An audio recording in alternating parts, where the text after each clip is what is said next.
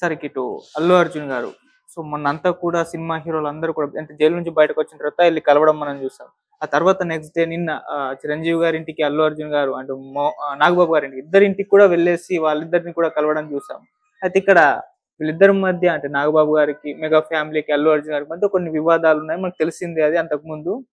So, నిన్నటితో అదంతా కూడా క్లోజ్ అయిపోయింది అన్న అభిప్రాయం చాలా మంది ఫ్యాన్స్‌లో అయితే కలిగింది సార్. అంటే నాగబాబు గారిని అది కలవడం, మెగా ఫ్యామిలీని కలవడం. ఇది మీరేం ఎప్పుడు చెప్తారు అసలు? అది ఎప్పుడూ జరగాల్సిందమ్మా. హ్మ్. ఈ ముగింపు ఎప్పుడూ అసలు ఈ ఫ్యామిలీస్‌లో అనవసరంగా అల్లు అర్జున్ ఎదుగుతున్నాడు. అవును.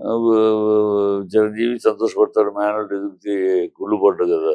అది ఒక అనవసరంగా ఫ్యాన్స్ మధ్య ఏదో తేడా హ్మ్. ఈయన ఎదుగుతున్నాడు. ఫ్యాన్స్ వల్ల అనవసరంగా అది నాగబాబు రగిల్చిన నిప్పది. ఏదో ఎలక్షన్‌లో ఎళ్ళాడని కానీ అనవసరంగా ఒక కమెంట్ చేయడంతోటి అంటుకుంది అది. హ్మ్. అంటుకున్న నిప్పు అలా రగులుతానే ఉంది. ఇది ఎప్పుడూ సమస్య పోవాల్సింది. అది ఓకే. ఎప్పుడూ క్లోజ్ అవ్వదు.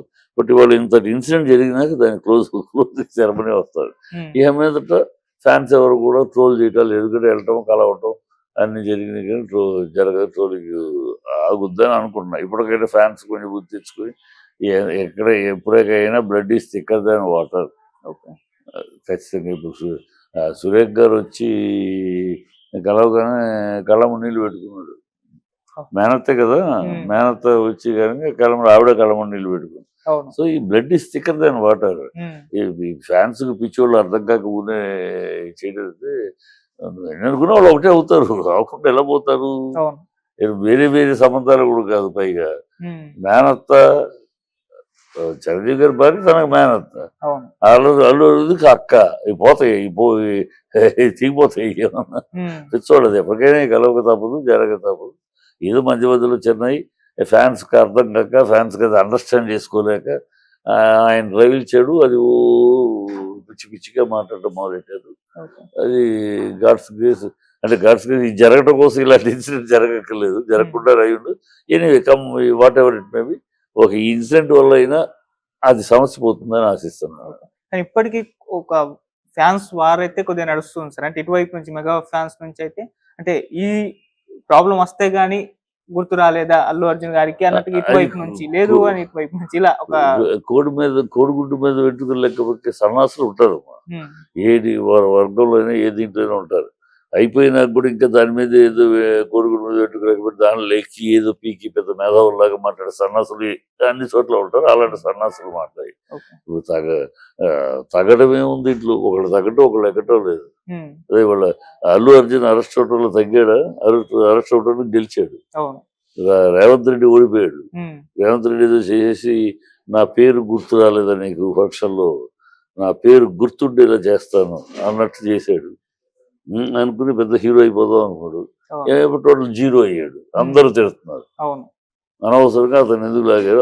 అతనికి ఏం సంబంధం? హ్మ్. ఆఖరికి చనిపోయిన రేవతి వాళ్ళ హస్బెండ్ కూడా ఆయనకేం సంబంధం లేదని చెప్తుంటే మీరు ఎట్లా అరెస్ట్ చేస్తారు? అని చెప్పి తిడుతున్నారు. హ్మ్. So he has become zero, failure. So అతను గెలిచినట్టే, ఓడిపోయినట్టే కాదు కదా. ఇప్పుడు కొంతమంది ఉన్నారు చిరంజీవి గారు ముందే స్పందించుంటే బాగుంది. ఇప్పుడు అయిపోయినాక చేతులు కాలినాక ఆకులు పట్టుకున్నట్టు ఆయన అరెస్ట్ అయినాక వచ్చి స్పందిస్తాడేంటి? ముందే ఒక మాట 4వ తారీఖు జరిగితే 13వ తారీఖు దాకా అన్ని రోజులు ఏం చేశాడు ఆయన? మధ్యలో ఒక స్టేట్మెంట్ ఏమిటి, హీరోలందరూ ఎప్పుడు మేము వెళ్తూ ఉంటాం కదా సినిమా రిలీజ్‌కి, అందరూ వెళ్తాం ఆనవాయితీ. అది తప్పెట్లా అవుద్ది? అది అరేంజ్‌మెంట్స్ వాళ్ళు చేసుకోవాలి, థియేటర్లు చేసుకోవాలి, పోలీసులు చేసుకోవాలి, మేమేం చేసుకుంటాం? ఫంక్షన్‌కి వెళ్ళి మేము ఎక్కడికి వెళ్ళకూడదు అయితే. ఎక్కడికి రాకూడదు. వస్తే మేమే పోలీసులు, మేమే ఎస్కార్ట్‌లు, మేమే సెక్యూరిటీ అరేంజ్ చేసుకొని రావాలా? అవును. అది కాదు కదా! హ్మ్. ఇప్పుడు నీ ఇంటికి ఒక గెస్ట్‌ని పిలిస్తే నువ్వు అరేంజ్ చేసుకుంటావు. హ్మ్. నువ్వే అరేంజ్ చేస్తావు. వీఐపీలు వచ్చారు. పెళ్లి ఉంది.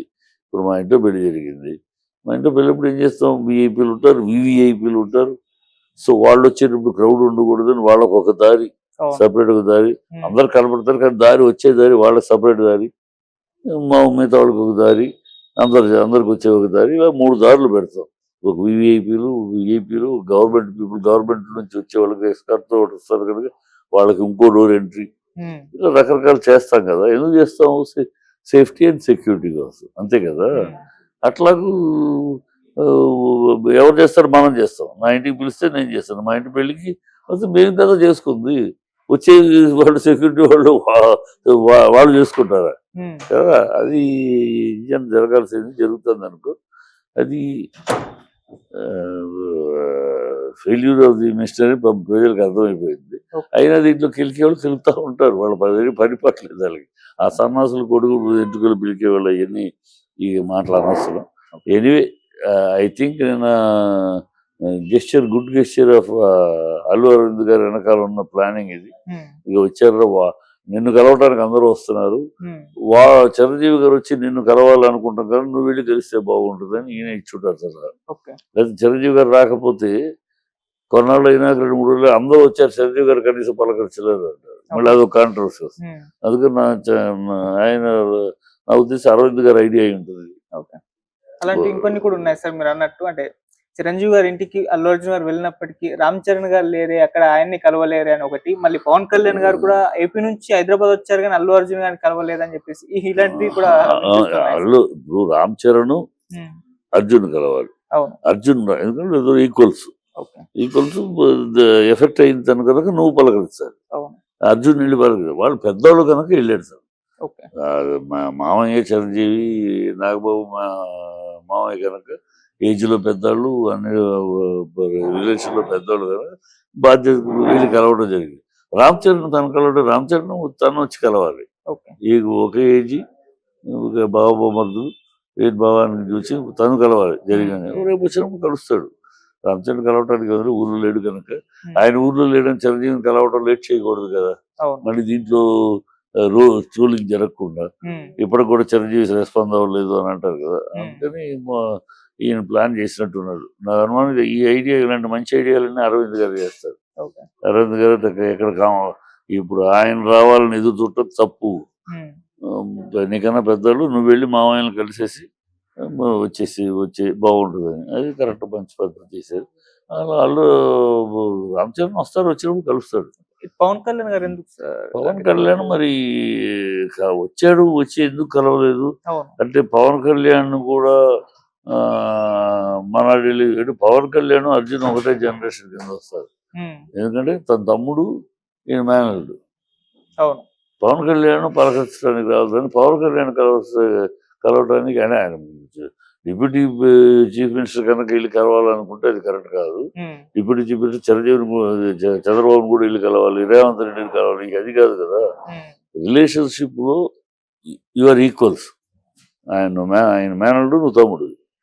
వాళ్ళేమో మామయ్యలు, ముందు తరం, మీరు నెక్స్ట్ తరం. ఈ నెక్స్ట్ తరం అన్నప్పుడు ఎఫెక్టెడ్ వాడిని కలవాలి. ఎఫెక్టెడ్ వాడిని ఈ కుర్రాళ్ళు కలవాలి.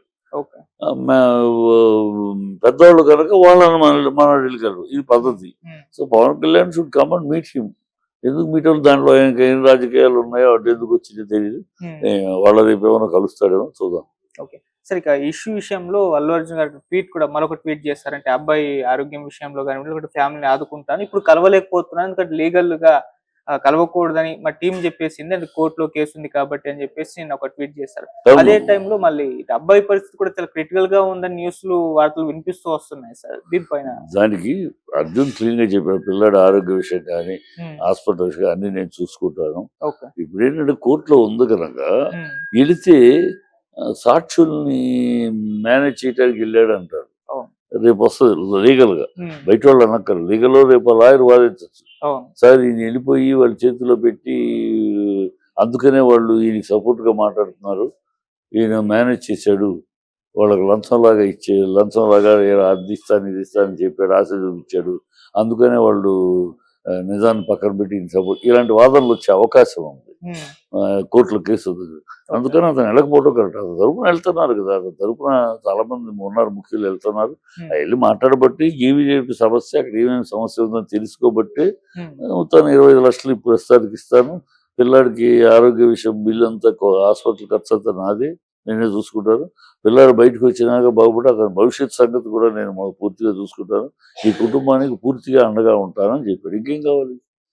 అది వెళ్ళి కలవలేదు పిచ్చేవాళ్ళు మాట్లాడరు తప్పితే వెళ్ళి కలవకూడదు, తెలియక కలవకూడదు. ఇప్పుడు కేసు కోర్టులో ఉంది, అది డిస్మిస్ చేసేస్తే కలవడం వేరు. ఉండగా వెళితే మేనేజ్